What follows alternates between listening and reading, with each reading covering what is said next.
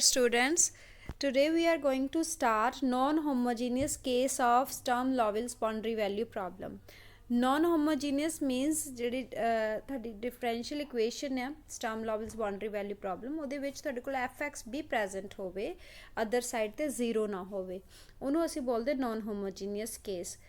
ਸੋ ਇਹਦੇ ਵਿੱਚ ਆਪਾਂ ਨੂੰ ly ਆਪਰੇਟਰ ਦਾ ਮੀਨਿੰਗ ਉਹੀ ਹੈ। ਇੱਥੇ ਸਾਡੇ ਕੋਲ ਮਿਊ ਆ ਗਿਆ ਲੈਮਡਾ ਦੀ ਜਗ੍ਹਾ ਤੇ ਪਹਿਲਾਂ ਸਾਡੇ ਕੋਲ ਇੱਥੇ ਲੈਮਡਾ rx into y ਸੀ ਮਿਊ rx into y plus fx ਸਾਡੇ ਕੋਲ ਐਕਸਟਰਾ ਆ ਗਿਆ ਕਿ ਮਿਊ ਵੀ ਯੂ ਕੈਨ ਸੇ ਕਿ ਲੈਮਡਾ ਦੀ ਜਗ੍ਹਾ ਤੇ ਆ ਗਿਆ। ਇਸ ਤਰੀਕੇ ਦੀ ਤੁਹਾਨੂੰ ਇਕੁਏਸ਼ਨ ਦਿੱਤੀ ਹੋਏਗੀ ਆ ਬਾਉਂਡਰੀ ਕੰਡੀਸ਼ਨ ਸੇਮ ਪਹਿਲਾਂ ਵਾਂਗੂ ਹੀ ਹੋਣਗੀਆਂ। ਅਸੀਂ ਇਹਨੂੰ ਸੋਲਵ ਕਰਨਾ ਆ ਤੇ ਇਹਦੇ ਸੋਲਵ ਕਰਨ ਦਾ ਕੀ ਮੈਥਡ ਆ ਜਾਂ ਇਹਦਾ ਸੋਲੂਸ਼ਨ ਕੀ ਆ। So we will directly write here the solution is y is obtained by the summation n vary from 1 to infinity cn oblique lambda n minus mu into phi nx। ਹੁਣ ਇਹਦੇ ਵਿੱਚ ਜਿਹੜਾ lambda n ਆ that is the eigen value of the given boundary value problem, phi nx ਜਿਹੜਾ normalized eigen function ਆ that also we know how to find, and cn ਦੇ ਲਈ ਆ ਸਾਡੇ ਕੋਲ ਤਾਂ ਤਿੰਨ ਚੀਜ਼ਾਂ ਸਾਨੂੰ ਇਹਦੇ 'ਚ ਪੁੱਟ ਕਰਨ ਲਈ ਚਾਹੀਦੀਆਂ ਆ। ਮਿਊ ਜਿਹੜਾ ਆ ਉਹ ਆਲਰੇਡੀ ਆ ਜਿਹੜਾ ਮਿਊ ਹੈ ਇੱਥੇ ਉਹ ਦਿੱਤਾ ਹੋਏਗਾ ਕੁਐਸਚਨ ਦੇ ਵਿੱਚ ਹੀ। cn ਤੁਸੀਂ ਇਸ ਫਾਰਮੂਲੇ ਨਾਲ ਫਾਈਂਡ ਆਊਟ ਕਰ ਲੈਣਾ। fx ਇਜ਼ ਗਿਵਨ ਤੇ phi nx we will find by using the previous method of normalised eigen function. So cn ਹੋ ਗਿਆ ਲੈਮਡਾ ਜਿਹੜੀ ਈਗਨ ਵੈਲਿਊ। ਹੁਣ ਜਿਹੜੀ ਈਗਨ ਵੈਲਿਊ ਤੇ ਈਗਨ ਫੰਕਸ਼ਨ ਆ ਉਹ ਅਸੀਂ ਇਸ ਪ੍ਰੋਬਲਮ ਦੇ ਨਹੀਂ ਕਰਨੇ, ਇਹਦੀ ਕੋਰਸਪੋਂਡਿੰਗ ਜਿਹੜੀ ਹੋਮੋਜੀਨੀਅਸ ਇਕੁਏਸ਼ਨ ਬਣੇਗੀ ਜਿੱਦਾਂ ਕਿ ਆ ਬਣ ਜਾਏਗਾ ly ਇਜ਼ ਇਕੁਅਲ ਟੂ ਤੇ ਮਿਊ ਦੀ ਜਗ੍ਹਾ ਤੇ lambda rxy as it is ਤੇ fx ਆਪਾਂ ਛੱਡ ਦੇਣਾ ਤਾਂ ਉਹਦੀ ਕੋਰਸਪੋਂਡਿੰਗ ਜਿਹੜੀ ਇਕੁਏਸ਼ਨ ਬਣ ਜਾਏਗੀ ਵਿਚ is known as corresponding homogeneous equation. ਜਿਹੜੀ ਗਿਵਨ ਇਕੁਏਸ਼ਨ ਸੀਗੀ ਇਹਦੀ ਕੋਰਸਪੋਂਡਿੰਗ ਹੋਮੋਜੀਨੀਅਸ ਇਕੁਏਸ਼ਨ ਤੁਸੀਂ ਲਿਖ ਲੈਣੀ ਹੈ ਕੁਐਸਚਨ ਦੇ ਅਕੋਰਡਿੰਗਲੀ ਤੇ ਫਿਰ ਉਹਦੀ ਈਗਨ ਵੈਲਿਊ ਤੇ ਈਗਨ ਫੰਕਸ਼ਨ ਆਪਾਂ ਪਹਿਲਾਂ ਦੀ ਤਰ੍ਹਾਂ ਫਾਈਂਡ ਆਊਟ ਕਰਨੇ ਆ ਉਹ ਇੱਥੇ ਪੁੱਟ ਕਰ ਦੇਣੇ ਆ। ਠੀਕ ਹੈ ਇੱਧਰ ਵੀ ਤੇ cn ਆ ਜਾਏਗਾ, cn ਇੱਥੇ ਵਾਪਸ ਪੁੱਟ ਕਰ ਦਾਂਗੇ। ਮਿਊ ਦੀ ਵੈਲਿਊ ਜਿਹੜੀ ਕੁਐਸਚਨ 'ਚ ਦਿੱਤੀ ਹੋਏਗੀ that we will put in the last. ਇੱਕ ਚੀਜ਼ ਇਹ 'ਚ ਧਿਆਨ 'ਚ ਰੱਖਣੀ ਆ ਕਿ ਜਿਹੜਾ ਇਹ ਸੋਲਿਊਸ਼ਨ ਦਾ ਮੈਥਡ ਆ ਉਹ ਮਿਊ ਦੀ ਉਹਨਾਂ ਵੈਲਿਊਜ਼ ਲਈ ਹੈ ਜਿਹੜੀਆਂ ਲੈਮਡਾ ਐਨ ਦੇ ਇਕੁਅਲ ਨਹੀਂ ਹੈ। ਮੀਨਸ ਮਿਊ ਦੀ ਵੈਲਿਊ ਤੇ ਈਗਨ ਵੈਲਿਊ ਦੋਨੋਂ ਇਕੁਅਲ ਨਾ ਹੋਣ only then this is the case of the solution. Now ਇਹਨੂੰ ਆਪਾਂ ਅਪਲਾਈ ਕਰਦੇ ਹਾਂ ਜਿਹੜੇ ਮੈਥਡ ਆਪਾਂ ਕੀਤਾ।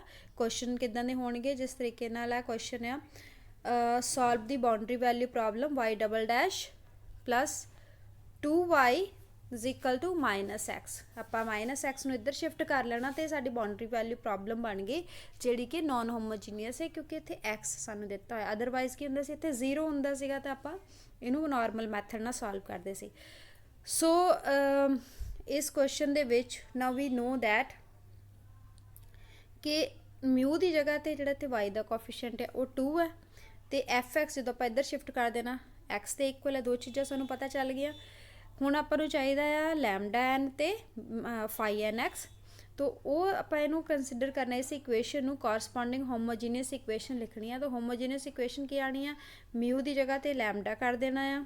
ਠੀਕ ਹੈ ਤੇ ਦੂਜੇ ਪਾਸੇ 0 ਲਿਖ ਕੇ ਸਾਡੀ ਆ ਜਾਏਗੀ ਇਕੁਏਸ਼ਨ ਤੇ ਬਾਉਂਡਰੀ ਵੈਲਿਊ ਕੰਡੀਸ਼ਨਾਂ ਜਿਹੜੀਆਂ ਹੈਗੀਆਂ ਸੇਮ ਰਹਿਣੀਆਂ ਤੇ ਇਹ ਅਸੀਂ ਜਿਹੜੀ ਇਕੁਏਸ਼ਨ ਕਰ ਚੁੱਕੇ ਹਾਂ ਆਲਰੇਡੀ ਕੁਐਸਚਨਸ ਦੇ ਵਿੱਚ ਇਹ ਵਾਲੀ ਇਕੁਏਸ਼ਨ ਤੇ ਆਹ ਵਾਲੀ ਇਹਦੀ boundary condition and we know that ਕਿ ਇਹਦੀ ਈਗਨ ਵੈਲਿਊ ਆਉਂਦੀ ਹੈ ਤੇ ਈਗਨ ਫੰਕਸ਼ਨ ਜਿਹੜਾ ਨਾਰਮਲਾਈਜ਼ਡ ਕਿਉਂਕਿ ਇੱਥੇ cn ਆਉਂਦਾ ਹੁੰਦਾ ਅਗਰ ਨਾਰਮਲ ਈਗਨ ਫੰਕਸ਼ਨ ਕਰੀਏ ਜਦੋਂ ਉਹਨੂੰ ਨਾਰਮਲਾਈਜ਼ ਕਰ ਦਿੰਦੇ ਆ ਤਾਂ ਫਿਰ ਇਹ √2 ਆਪਾਂ ਦੇਖਿਆ ਪ੍ਰੋਬਲਮ ਦੇ ਵਿੱਚ √2 ਆ ਜਾਂਦੀ cn ਦੀ ਵੈਲਿਊ। ਤਾਂ ਦਿਸ ਇਜ਼ ਦੀ ਨਾਰਮਲਾਈਜ਼ਡ ਈਗਨ ਫੰਕਸ਼ਨ।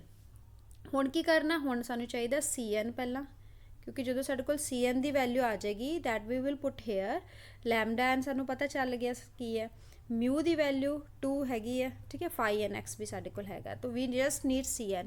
ਤਾਂ cn ਕੀ ਆ cn ਹੈਗਾ inner product of fx and phi nx। fx ਹੈਗਾ x ਦੇ ਬਰਾਬਰ phi nx ਜਿਹੜਾ ਸਾਡਾ ਨਾਰਮਲਾਈਜ਼ਡ ਫੰਕਸ਼ਨ ਆ। ਸੋ ਇਨਰ ਪ੍ਰੋਡਕਟ ਦਾ ਮਤਲਬ ਹੁੰਦਾ integral 0 to 1 fx into phi nx। ਤਾਂ ਹੁਣ ਆਪਾਂ ਇਹਦੇ ਵਿੱਚ ਜਦੋਂ ਸੋਲਵ ਕਰਦੇ ਆ ਇੰਟੈਗਰਲ ਨੂੰ ਇੱਥੇ ਬਾਈ ਪਾਰਟਸ ਰੂਲ ਲੱਗਣਾ ਆ x ਤੇ sin n pi x ਦੇ ਉੱਤੇ √2 ਦਾ ਕਾਂਸਟੈਂਟ ਹੈ ਬਾਹਰ ਆ ਜਾਏਗਾ ਬਾਕੀ x ਐਜ਼ ਇਟ ਇਜ਼ ਇਹਦਾ ਇੰਟੈਗਰਲ ਪਲੱਸ ਐਕਚੁਅਲੀ ਮਾਈਨਸ ਲਿਖਣਾ ਹੈ ਬਟ ਜਿਹੜਾ ਸਾਡੇ ਕੋਲ cos n pi x ਆਇਆ ਨਾ ਸਾਈਨ ਦਾ ਇੰਟੈਗਰਲ ਹੈ ਤਾਂ ਅਗੇਨ ਇੰਟੈਗਰਲ ਕਰਾਂਗੇ ਤਾਂ ਫਿਰ ਸਾਡੇ ਕੋਲ ਮਾਈਨਸ ਮਾਈਨਸ ਪਲੱਸ ਹੋ ਜਾਣਾ ਇੱਥੇ ਸੋ ਇਹ 2 ਵਾਰੀ ਇੰਟੈਗਰਲ ਕਰਨ ਤੋਂ ਬਾਅਦ ਇਹ ਵੈਲਿਊਜ਼ ਆ ਗਈ, ਉਸ ਤੋਂ ਬਾਅਦ ਇਹਨੂੰ ਆਪਾਂ ਲਿਮਿਟਸ ਇਹਦੀ 0 to 1 ਲਿਮਿਟ ਪੁੱਟ ਕਰ ਦਿੰਦੇ x ਦੀ ਜਗ੍ਹਾ ਤੇ, that will get this thing. So ਇਹਦੇ ਵਿੱਚ ਸਾਡੇ ਕੋਲ ਆ ਗਿਆ cos n ਪਾਈ। ਹੁਣ ਇਹ ਯਾਦ ਰੱਖਣਾ ਕਿ ਜਿਹੜਾ cos n ਪਾਈ ਆ ਉਹਦੀ ਵੈਲਿਊ ਹੁੰਦੀ ਹੈ -1 ਰੇਜ਼ ਟੂ ਪਾਵਰ n, ਠੀਕ ਹੈ। ਜੇ ਇੱਥੇ sin n ਪਾਈ ਹੋਵੇ ਉਹ 0 ਹੀ ਹੁੰਦਾ ਹਮੇਸ਼ਾ। So it is cos n pi, ਤਾਂ cos n ਪਾਈ ਹੋ ਜਾਏਗਾ -1 raise to power n, right. ਔਰ ਇਹ ਸਾਡੇ ਕੋਲ ਆ ਗਈ cn ਦੀ ਵੈਲਿਊ। ਜਦੋਂ ਸਾਡੇ ਕੋਲ cn ਦੀ ਵੈਲਿਊ ਆ ਗਈ ਫਿਰ ਆਪਾਂ ਇੱਥੇ ਪੁੱਟ ਕਰ ਦੇਣੀ, cn ਦੀ ਵੈਲਿਊ ਆ ਗਈ, ਪੁੱਟ ਕਰ ਦਿੱਤੀ। phi n x ਨਾਰਮਲਾਈਜ਼ਡ eigen function ਪੁੱਟ ਕਰ ਦਿੱਤਾ, lambda n ਈਗਨ ਵੈਲਿਊ ਪੁੱਟ ਕਰ ਦਿੱਤੀ, mu ਦੀ ਵੈਲਿਊ 2 ਹੈ, we put all the values and just we get this result। 2 constant ਬਾਹਰ ਆ ਗਿਆ, ਬਾਕੀ ਸਾਰੀ ਚੀਜ਼ਾਂ as it is ਅੰਦਰ ਆ। ਸੋ ਇਹ ਸਾਡਾ ਸੋਲਿਊਸ਼ਨ ਹੈ ਕਿ ਇਹਦਾ ਜਿਹੜੀ ਸਾਡੇ ਕੋਲ ਬਾਉਂਡਰੀ ਵੈਲਿਊ ਪ੍ਰੋਬਲਮ ਦਿੱਤੀ ਸੀ ਨਾਨ ਹੋਮੋਜੀਨੀਅਸ, ਜਿਹ 'ਚ fx ਪ੍ਰੈਜ਼ੈਂਟ ਸੀਗਾ, in that case we can solve in this way। Now see this question, this is the question in which normalized eigen function of stum level boundary value problem ਨੂੰ use ਕਰਕੇ normalized eigen function ਆਪਾਂ find out ਕਰਾਂਗੇ ਇਹਦਾ, ਠੀਕ ਹੈ।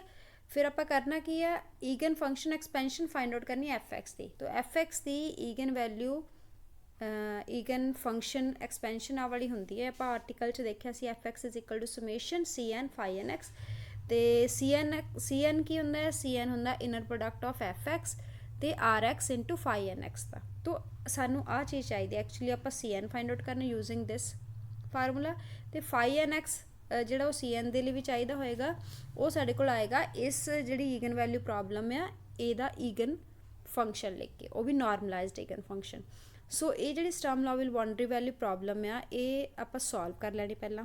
ਹੁਣ ਇਹਦੇ ਵਿੱਚ ਹਾਫ ਸਮ ਕੀਤਾ ਹੋਇਆ ਕਿਉਂਕਿ ਇਹਨੂੰ ਤੁਸੀਂ ਪਹਿਲਾਂ ਸੋਲਵ ਕਰੋਗੇ ਉਸੇ ਤਰੀਕੇ ਨਾਲ 3 ਕੇਸ ਲੈ ਕੇ ਕਿ ਲੈਮਡਾ 0 ਹੈ, ਲੈਮਡਾ ਪੋਜ਼ਿਟਿਵ ਹੈ, ਠੀਕ ਹੈ, ਤੇ ਲੈਮਡਾ ਨੈਗੇਟਿਵ ਹੈ। ਆ 3 ਕੇਸ ਲੈ ਕੇ ਤੁਸੀਂ ਇਹਨੂੰ ਸੋਲਵ ਕਰਨਾ, ਫਿਰ ਜਿਹੜਾ ਇਹਦਾ ਸੋਲਿਊਸ਼ਨ ਆਏਗਾ ਈਗਨ ਵੈਲਿਊ ਉਹਦੇ ਕੋਰਸਪੋਂਡਿੰਗਲੀ ਈਗਨ ਫੰਕਸ਼ਨ ਲਿਖੋਗੇ, ਫਿਰ ਉਸ ਫੰਕਸ਼ਨ ਨੂੰ ਨਾਰਮਲਾਈਜ਼ ਕਰੋਗੇ ਪਹਿਲਾਂ ਵਾਲੇ ਤਰੀਕੇ ਦੇ ਨਾਲ, ਇੰਟੈਗਰਲ ਨੂੰ ਇਕੁਅਲ ਟੂ 1 ਕਰਕੇ you will find the value of cn।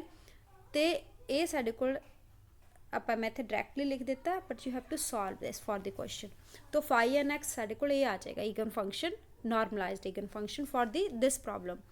ਹੁਣ ਕੀ ਕਰਨਾ, ਇਹਦੀ ਵੈਲਿਊ ਆਪਾਂ ਪਹਿਲਾਂ cn ਫਾਈਂਡ ਆਊਟ ਕਰਨਾ ਨਾ, cn ਇਨਰ ਪ੍ਰੋਡਕਟ ਆ fx ਤੇ rx, ਇਹਦੇ 'ਚ 1 ਹੈ, ਦੇਖੋ rx ਸੀਗਾ ਇਹਦੇ 'ਚ ਇੱਥੇ, ਲੇਕਿਨ rx ਆਪਾਂ ਦੇਖਿਆ ਜਿਹੜੀ ਗਿਵਨ ਬਾਉਂਡਰੀ ਵੈਲਿਊ ਪ੍ਰੋਬਲਮ ਉਹ 'ਚ ਲੈਮਡਾ ਇੰਟੂ y ਦਾ ਕੋਫੀਸ਼ੀਐਂਟ ਕੁਛ ਨਹੀਂ ਹੈਗਾ, ਮੀਨਸ 1 ਆ।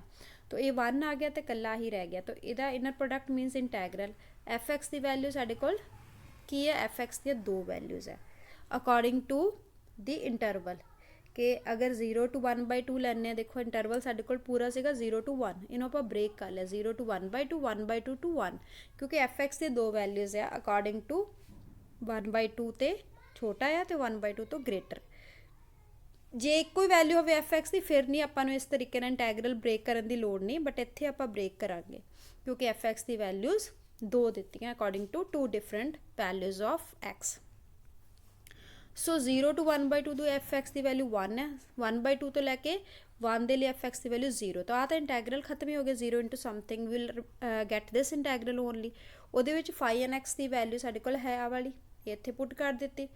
ਤੇ ਹੁਣ ਆਪਾਂ ਇਹਨੂੰ ਇੰਟੈਗਰੇਟ ਕਰਨਾ ਹੈ, ਤੇ ਇੰਟੈਗਰੇਟ ਆਪਾਂ ਕਰਨਾ ਵਿਦ ਰਿਸਪੈਕਟ ਟੂ x, ਜਿਹਦੇ ਵਿੱਚ ਜਿਹੜਾ √2 ਹੈ ਬੀਇੰਗ ਕੌਨਸਟੈਂਟ ਇਹ ਬਾਹਰ ਆ ਗਿਆ ਇੱਥੇ, ਤੇ ਸਾਈਨ ਦਾ ਇੰਟੈਗਰਲ ਮਾਈਨਸ cos ਤੇ x ਦਾ ਜਿਹੜਾ ਮਲਟੀਪਲ ਸੀ ਉਹਨਾਂ ਡਿਵਾਈਡ ਹੋ ਗਿਆ, ਲਿਮਿਟ 0 to 1/2 ਇਹਦੇ 'ਚ ਪੁੱਟ ਕਰਦੇ ਵਿਲ ਗੈਟ ਦਿਸ ਥਿੰਗ। ਹੁਣ ਇਹ ਸਾਡੇ ਕੋਲ cn ਦੀ ਵੈਲਿਊ ਆ ਗਈ। ਜਦੋਂ ਸਾਡੇ ਕੋਲ cn ਆ ਗਿਆ ਫਿਰ ਆਪਾਂ ਸਮੇਸ਼ਨ 'ਚ ਪੁੱਟ ਕਰ ਦੇਣਾ, ਬਸ fx ਦੀ ਵੈਲਿਊ ਲਿਖਣੀ ਸੀ ਨਾ, fx ਨੂੰ ਐਕਸਪੈਂਡ ਕਰਨਾ ਸੀ, ਤਾਂ fx ਦੇ ਵਿੱਚ ਅਸੀਂ ਇਹਦੇ ਵਿੱਚ cn ਦੀ ਵੈਲਿਊ ਲਿਖ ਦਿੱਤੀ ਆ, ਪੂਰੀ cn ਦੀ ਵੈਲਿਊ ਆ ਵਾਲੀ, ਠੀਕ ਹੈ।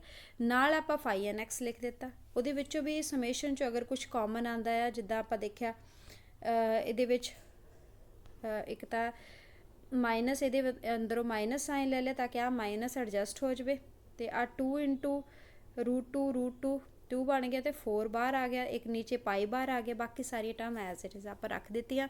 ਤਾਂ ਇਹ fx ਹੋ ਗਿਆ ਕੋਈ ਵੀ ਫੰਕਸ਼ਨ ਜਿਹਨੂੰ ਆਪਾਂ ਈਗਨ ਫੰਕਸ਼ਨ ਦੀ ਫਾਰਮ 'ਚ ਐਕਸਪੈਂਡ ਕਰ ਸਕਦੇ ਹਾਂ।